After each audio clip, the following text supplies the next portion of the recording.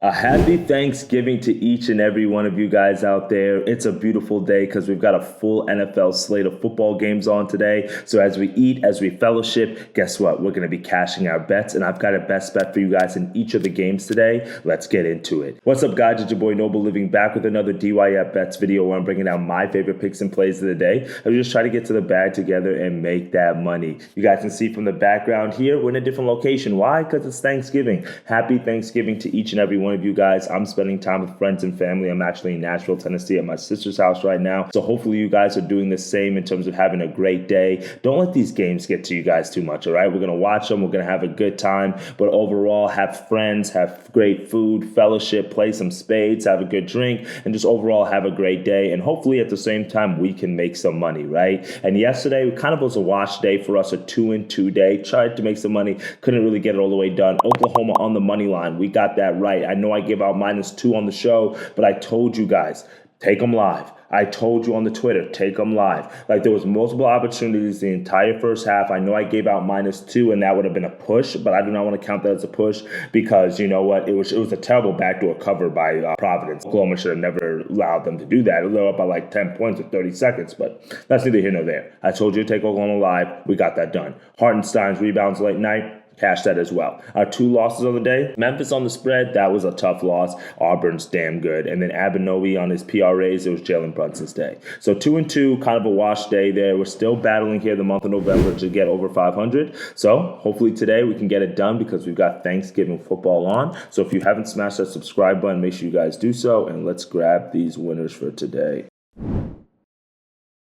Alrighty, first best bet of the day. Let's go to the Bears and Lions game. Right now we have an NFC North divisional matchup. 2 great teams. Obviously the Lions play every Thanksgiving game, and Jared Goff and the head coach Dan there have not been able to get a win against the spread or on the number straight up on Thanksgiving Day. Hopefully this can be the year things change because they're taking on the 4-7 Bears and they're 9.5-point favorites. So what's going to happen today? I don't really want to take a side. Do I think the Bears can be competitive? Yes, they've looked good over the last several weeks, ever since they fired the offensive coordinator, right? The Bears offense has kind of been able to kind of get things clicking. Caleb Williams has been throwing the ball a lot, right? And then, Shane Waldron, obviously he had his issues, but right now this Bears team is resurgent. They're getting their playmakers involved. So that's really where I want to focus for today, okay? So first and foremost, we're going to go Caleb Williams over 33.5 pass attempts, -105 odds. Now, we took Caleb Williams last week because we said that after the firing of Shane Waldron, the offensive coordinator, that they should probably change up the game plan a little bit, throw the ball a little bit more. Well, that's exactly what they did against the Vikings. Caleb Williams went 32 for 47 for 340 yards and 2 touchdowns.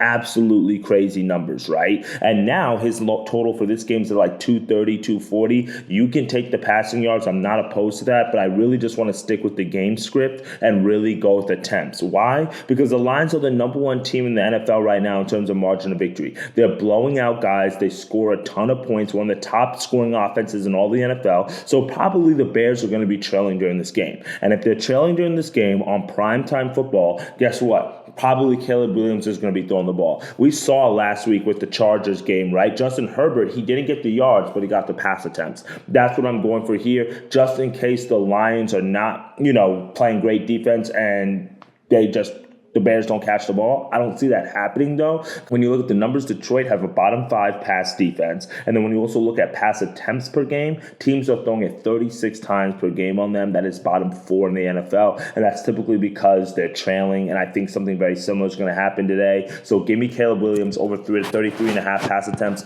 Don't overthink it. It might be at 34 in your book. I would lay that as well. But shop around because I'm seeing a whole lot of different odds values out there for this one. So because I think that the Bears are going to be trailing this game, Caleb Williams is going to throw the ball a lot, right? That means that he's going to have to get a wide receiver involved. But the Lions, we know what they do offensively. They score points, so they're probably going to have a wide receiver involved. So what I want to do is I want to do a player prop parlay. So we're going to take 2 wide receivers, Jameson Williams, 40-plus receiving yards, DJ Moore, 4-plus receptions. Parlay those 2 together, that gets you to -150 odds on FanDuel. I really like that. Now, the reason why I like both of these guys today, have you looked at DJ Moore's number ever since they fired Shane Waldron? Bro, it's been getting active in the passing game, and he's gone over this total in 2 games. 7 attempts, or 7 targets, I should say, 7 receptions in both of those games. So the last 2 days, 14 receptions over the last 2 games. And if you look at his first 5 catches against Minnesota, 2 wide receiver swings, 2 wide receiver screens, and then a 6-yard curl. What does that tell you? They're actively trying to get him the ball in places where he can make a play instead of saying, like, let me hit you on a slant, let me hit you on a post. They're really looking to grab him the ball on screens, on swing passes, which leads to easy receptions. That's DJ Moore. But Jameson Williams on the other side is a guy who's kind of like a boom or bust type of player for my fantasy guys out there, right? But when you look at J-Mo at home, he's been dominant this season. He's gone over this line literally in every single home game this season, and he's that deep threat that Jared Goff is going to look for a few times, a game. And then when you look at the Bears on the other side, they're a team that gets burnt with the deep ball. Even last week, we saw that. They had a 60-yarder that was being given up to them in back-to-back games, and Amon-Ra St. Brown, he's probably going to be lined up with Jalen Johnson, who's a very good corner. So because, the defense are probably going to be lined up or zoned in on more Amon-Ra St. Brown, it should open up the field a little bit for Jameson Williams. They're going to take a few deep shots, so we can get over this in one catch, no joke. So if I were you, I'll take a look at the longer reception. That's not too bad. But if you look at it, Williams has get at least 40-plus receptions in 8 of the 9 games this season. Not too bad. I like that. Let's be able to get this for a parlay for our second best bet of the day for the Lions and Bears game. Now, got that game out the way. Let's move on to the next game, which is going to be the Giants and Cowboys.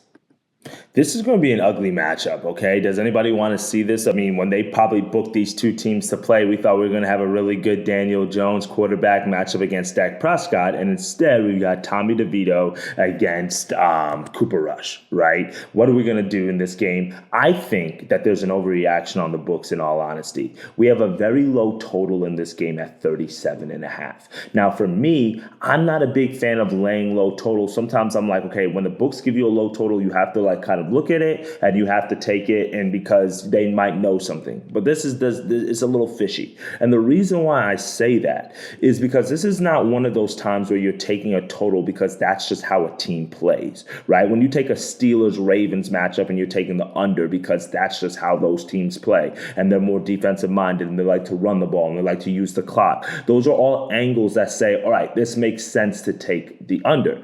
But when you look at both of these teams, especially the Cowboys, they're a team that's a pass-heavy team. And if you're a pass-heavy team, you're going to look to throw the ball. So even though both of these teams are a disappointing 3-8 against the spread, the Cowboys are 7-4 against the number towards the over. They're 4-1 to the over at home. Meanwhile, the Giants are 2-2 to the over on the road. So for me, I'm taking the over 37.5, and we're taking that minus 110 odds. Now, we saw Cooper Rush able to move the ball last week against the Commanders. Nobody gave the Cowboys a shot in that game, and rightfully so. They haven't looked good, so I wouldn't put my hard-earned money on them either. They were scoring 34 points against that Commanders team, and then on the other side, it doesn't give me any confidence in what the Giants look like defensively because they gave up 30 points to the Bucs. But for me, that's a total of 37.5.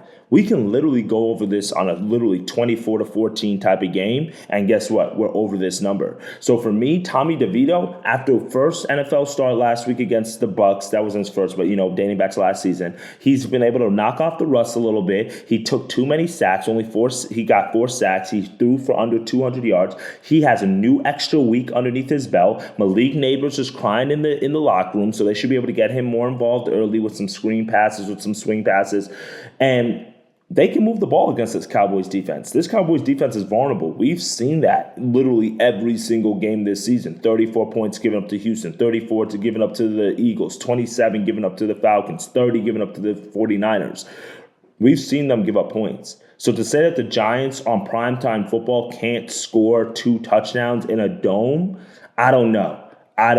They're not that bad. And the Cowboys, I think both of these teams are that bad defensively, but I don't think that both of these teams are like that bad offensively to where they can't move the ball. And Cooper Rush, he's been good for the Cowboys since he's played, as a starter. He's not anybody you're going to build a franchise around. I should say he's somebody that when you look at him, he's not going to give you eye-popping numbers, but he is somebody who might throw for 225, and 300 yards today. I like his over passing yards. Calling our shot put that out this morning. So for me, it's just too low of a number here. And I actually think I heard a stat as well for Matt Peralt. And I think the number is like when there's a total underneath like 38 on Thanksgiving, it's like a 65% hit to the over. So I just like this play. And because I like this over 37.5 just for this low number in prime time, I think that a line that looked fishy last week that I didn't call out just because I didn't know what Cooper Rush was going to give us, and I'm not going to make the same mistake again,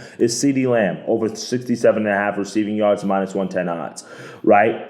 I get there is no Dak Prescott, which makes sense. So it's just like, why would CeeDee have these like amazing numbers? But CeeDee is cold. Like, CeeDee is an all-star. And he had 67 receiving yards against the Commanders last week on 12 targets on 10 receptions. The week before that, he had 93 yards on 12 targets and 8 receptions. So they're going to consciously get him involved in the game. And then Cooper Rush's first game was against the Eagles. And that's where we saw him get 6 receptions for 21 yards. But the Eagles have stopped every star wide receiver this year. The Giants haven't stopped anybody. Let's be honest. The Cowboys have no run game. They're still throwing it 40 times to Cooper Rush. CeeDee Lamb, 67.5 receiving yards. If Dak is playing this game, this line's easily 90. So for me, why not? Well, like, just get the ball in his hand. Hit him on slants, hit him on screen passes, and that's what they've been doing. And he's a one-play type of break this for a long run type of guy. We know that. So for me, prime time, Cowboys still have something to play for in terms of pride. They're only 4-7. I'm not saying they're going to win out and get in, but the season's not chalked completely. So they win today. That's back-to-back wins for.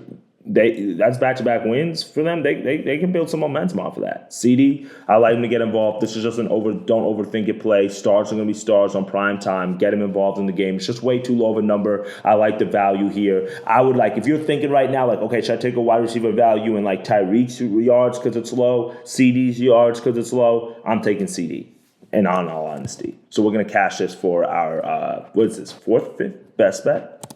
Last best, yeah. That was our fourth play. Last play, last game, Packers, Dolphins. And what I'm going to do real quickly is I'm just going to go money line parlay here. Packers on the money line, Lions on the money line. Take the Packers live cheaper. I'm not doing the 3.5. I think they'll win the game. They buy 3. So this parlay gets you minus 120 odds. I think the Lions beat the Bears, and I think the Packers beat the Dolphins. We know the narrative. Tua in cold weather. He can't throw the ball in cold weather. He has not won a single game in cold weather in terms of temperatures below 40 degrees. There has not covered it against the spread. Meanwhile, Jordan Love is 2-2 against the number in temperatures below 40 degrees. We get it.